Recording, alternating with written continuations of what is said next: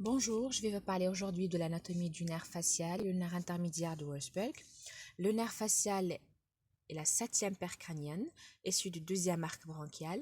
C'est un nerf mixte formé par deux racines, l'une motrice et le facial proprement dit. Il comprend aussi des fibres du système végétatif qui président à la sécrétion lacrymale.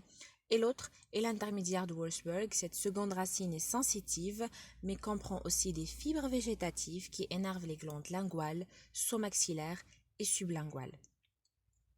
Il a long trajet en Z dans l'os temporal et la portion intrapétreuse est contenue dans le canal osseux appelé l'aqueduc de Fallot.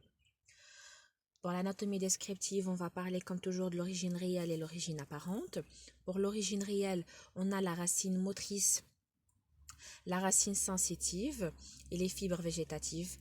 La racine motrice née du noyau du facial situé dans la substance réticulaire grise de la protubérance et sort du névrax par la partie latérale du sillon de la protubérance après un trajet intraprotubérantiel complexe.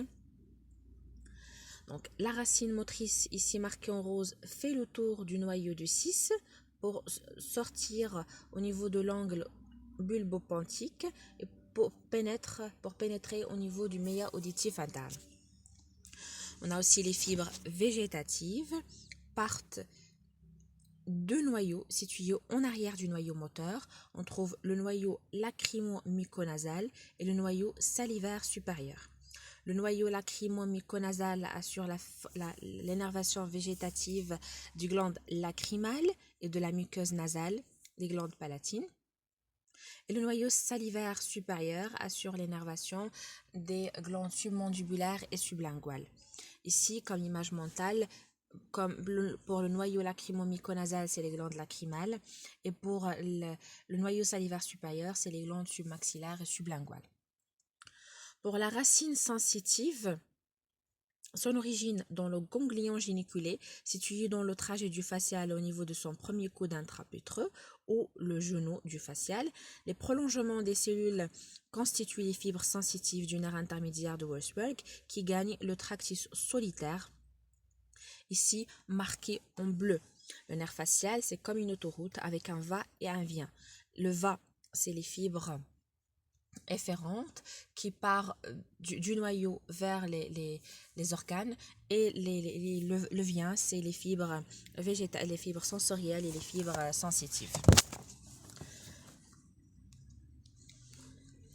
Donc, le facial, le nerf 6, la sixième paire crânienne et la cinquième paire crânienne ont l'origine au niveau du pan. Une autre image illustrant l'origine réelle du facial avec ici la racine motrice qui fait le tour du noyau de 6. Ici, c'est la racine sensitive au niveau du tractus solitaire. Et ici, c'est les fibres végétatives au niveau du noyau lacrymo-myconasal et le noyau salivaire supérieur. Une autre image du noyau du facial. Pour le trajet, il a un long trajet en Z, dont l'angle pontocérébelleux, c'est la portion intracrânienne, dont le méa acoustique interne, c'est la portion intrapétreuse, dont le canal du facial, c'est la portion intrapétreuse, dont l'espace rétrostylien, c'est la portion extracrânienne, et aussi dans la loge parotidienne.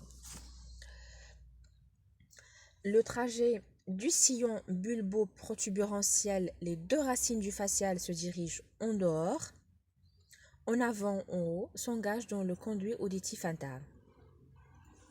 Arrivé au fond de ce conduit, les deux racines pénètrent dans l'aqueduc de Fallot, qui est le canal osseux au niveau de la portion intrapétreuse et le parcours dans toute son étendue. Le nerf facial, comme ce conduit, comporte trois portions. La portion labyrinthique, la portion tympanique et la portion mastoïdienne. Ici, c'est encore le noyau moteur qui fait le tour du noyau de 6. Et comme rapport, on trouve le pédicule antéro-supérieur, puisque si c'est l'antérieur, antéro-supérieur, et le pédicule postéro-inférieur.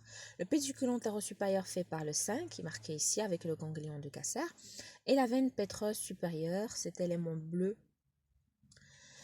Et en bas, le pédicule postéro-inférieur fait par le 9, le 10, le 11, le sinus pétro-inférieur et l'artère cérébelleuse postéro-inférieure. Au niveau du conduit auditif interne, du fond du conduit auditif interne, on trouve le baseball. Pourquoi cette nomination? Parce que le 7 ou 7-up oriente vers le facial qui est antéro-supérieur, Coca-Cola oriente vers le canal vers le nerf cochléaire qui est antéro-inférieur. Ici, c'est le vodka qui oriente vers le nerf vestibulaire supérieur et le nerf vestibulaire inférieur.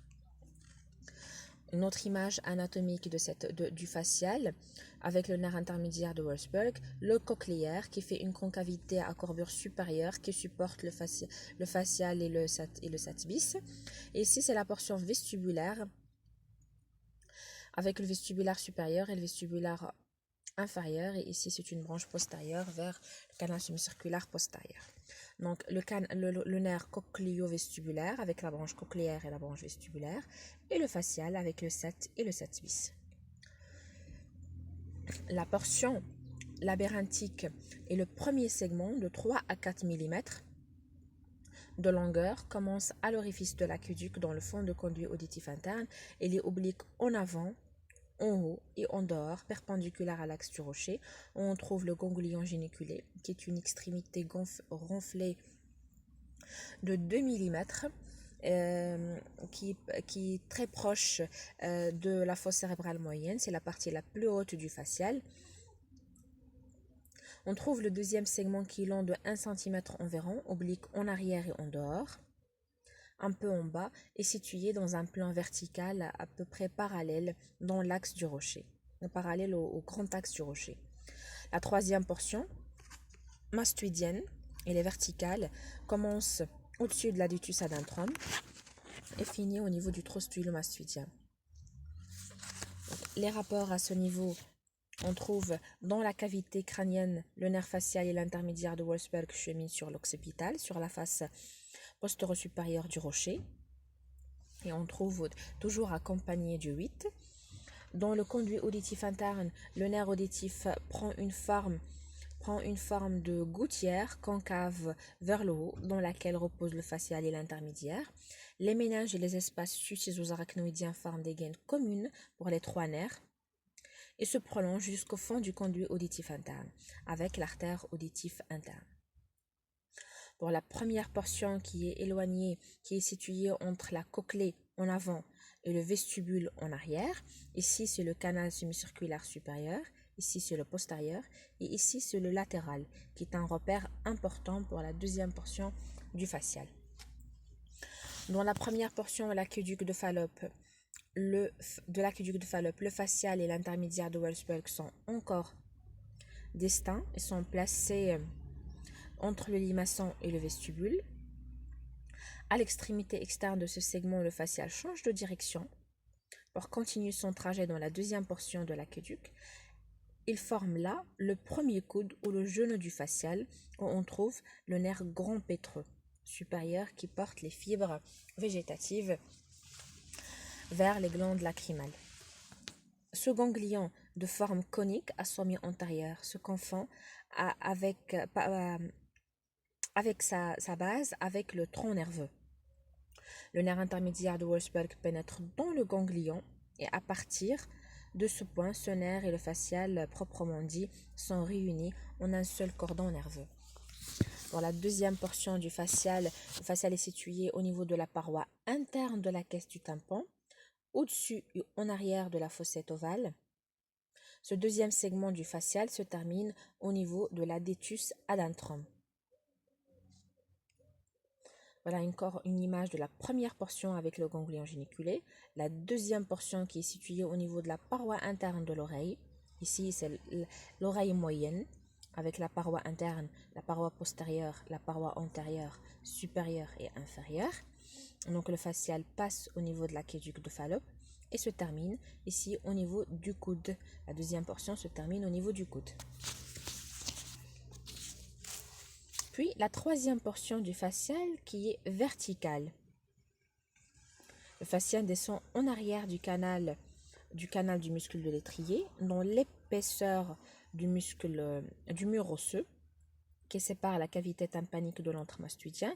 Ici, il y a une cavité aérienne qui s'appelle l'antre mastoïdien.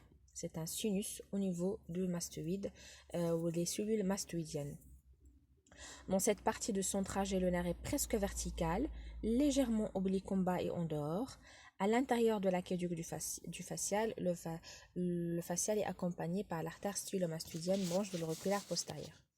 En sortant de l'aqueduc de Fallope par le trou stylomastoïdien, ici c'est le processus stylomastoïdien, le processus styloïde en orange, le nerf facial se porte en bas, en avant et en dehors, croise la face externe de l'apophyse styloïde et pénètre dans la parotide.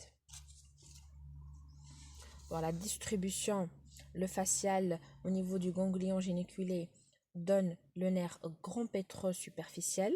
Ce nerf grand pétreux sort par un orifice et se détache du sommet du ganglion géniculé, se porte en avant et sort du rocher par l'hiatus du Fallope et chemine ensuite sur la face antéro-supérieure du rocher dans une gouttière osseuse qui fait suite à l'hiatus, passe à ce niveau pour s'anastomoser avec le plexus sympathique péricarotidien, avec le nerf pétreux profond, passe au niveau du foramen et la cérum et donne le nerf de Vidion et puis le ganglion sphinopalatin qui donne des branches vers les noyaux nasal, les glandes lacrymales, les glandes nasales et palatines. On trouve aussi la corde du tympan. La corde du tympan qui est nœud du facial à 2 à 3 mm au-dessus du trou stylomastoïdien. Au-delà, il se porte en un trajet récurrent entre l'enclume et le marteau, sort de l'oreille moyenne pour rejoindre le nerf lingual, qui est une branche de la 5e paire crânienne, et donne des fibres vers les glandes sublinguales, submandibulaires et des fibres sensorielles pour la langue. Il y a aussi le nerf du muscle de l'étrier. Il se détache du segment vertical du facial et se rend au muscle de l'étrier à travers d'une mince paroi osseuse qui sépare le muscle de l'aqueduc de Fallope. On trouve aussi après les rameaux sensitifs du conduit auditif externe, des rameaux postérieurs auriculaires, des rameaux pour le muscle des gastriques, pour le muscle stylo-hyoïdien. Ici, encore une fois, c'est la corde du tympan qui rentre au niveau de l'oreille moyenne, passe entre l'enclume et le marteau et sort pour rejoindre le nerf lingual et puis la langue et les glandes sublinguales et submandibulaires. Ici, c'est le nerf grand pétreux qui s'anastomose avec le plexus péricarotidien. Et au niveau, après sa sortie du foramen et la cérum, et puis prend 2 branches du 5-2 du maxillaire et forme le ganglion ptyrygopalatin. Ce ganglion ptyrygopalatin qui va donner, puis ils vont donner des branches vers les glandes lacrymales, palatines et nasales. Les branches collatérales et extrapétreuses, pour ces branches, le facial donne au-dessus du rocher 4 branches, les rameaux anastomotiques du glossopharyngien, les rameaux auriculaires postérieurs, les rameaux stylo-hyoïdiens et des gastriques et les rameaux linguales. Puis il donne les branches terminales, temporales, zygomatiques, buccales, cervicales et la branche sommentonnière au marginal. Pour la distribution du nerf, on a déjà parlé des noyaux, donc on va déduire la distribution. On a ici, c'est le tractus solitaire qui assure l'activité sensorielle et sensitive. Donc, et on a aussi le noyau salivaire supérieur et le noyau lacrymo-myconasal. Noyau lacrymo-myconasal qui part qui prend le ganglion géniculé, s'anastomose via le nerf grand pétreux, s'anastomose avec le plexus péricarotidien, puis forme le nerf de Vidian, puis la glande, le ganglion sphénopalatin, puis dans des branches vers les glandes lacrymales, les glandes nasales et palatines. Et puis, les fibres sensorielles, qui normalement, le noyau est situé au niveau du tractus solitaire, qui emprunte la corde du tympan, puis le nerf lingual pour aller au niveau du 2 tiers antérieur de la langue. Puis les fibres salivaires supérieures, le noyau salivaire supérieur qui prend aussi la corde du tympan, puis le nerf lingual pour aller au niveau du glande submandibulaire et sublingual. Donc, pour le nerf de l'os pétreux, on trouve le nerf grand pétreux et le nerf petit pétreux qui assure l'énervation parasympathique. Celui-là est une branche du 7 et l'autre est une branche du 9. Et puis, on trouve le nerf pétreux profond qui assure l'énervation sympathique. Et puis, ici, une autre image pour la systématisation, le noyau moteur qui énerve le muscle stapédien, tous les muscles de la face, les muscles des gastriques et les muscles stylo-hyoïdiens. Et on trouve aussi le noyau salivaire supérieur ici en vert qui assure la sécrétion au niveau des glandes lacrymales, de la muqueuse nasale et palatine. Ici encore en bleu, c'est le tractus solitaire qui assure la sensibilité au niveau de la zone de l'Amsayhant.